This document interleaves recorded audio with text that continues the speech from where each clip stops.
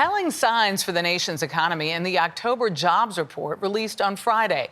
The Labor Department says 150,000 jobs were added last month, a number that was just short of analyst expectations.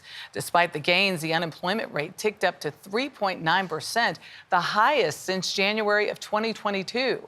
This comes after the Federal Reserve held interest rates steady on Wednesday.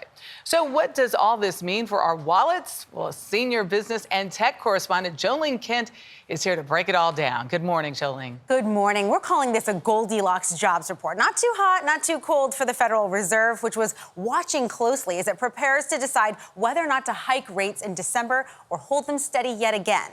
This jobs report indicates that the economy is starting to cool down a bit as the Fed tries to steer clear of a recession.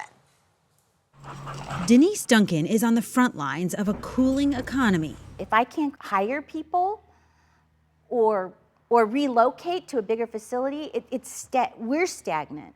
She owns AT Industrial Products in Pomona, California, manufacturing metal dust collectors for factories. How do these persistently higher interest rates impact the way you can run your small business? If you can't get a loan at an interest rate that you can afford, you can't expand your business. And if you can't expand your business, you're not creating jobs. Duncan's pause on hiring showed up in the October jobs report. Just 150,000 jobs were added, a return to pre-pandemic levels, and much lower than the blockbuster 297,000 jobs back in September.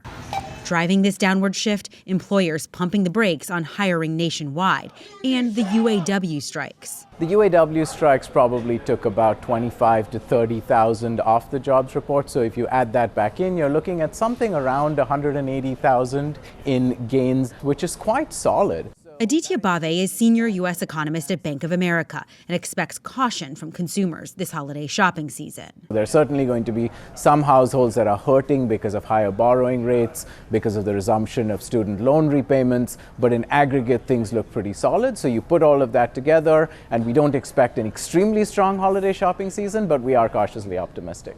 Meantime, Denise Duncan is making big sacrifices as she grapples with stubborn inflation and keeping her 4 employees paid. If I can't pay the rent or the utility or make payroll, I will do without. I will do without the paycheck. Sometimes You're not taking a paycheck. Sometimes I can't, or I have to postpone it because I got to pay rent, or I've got to make payroll. They come first. Denise told me she's gone without a paycheck for 3 times in the last 18 months. So while we've seen these manufacturing jobs take a hit to the now resolved UAW strike, there were solid job gains in government and healthcare, social assistance, and investors seem to like what they saw in this report. Wall Street closed in the green, betting that the Fed could be done with these rate hikes, but we're not going to know for sure till December when Fed Chair Powell and that committee make that critical decision. And those interest rates have a long way to go before we feel like we're back to normal. Yeah. Up like a rocket, down like a feather, right? Yeah, it's always like that, and it's hard. As you try to hit that soft landing.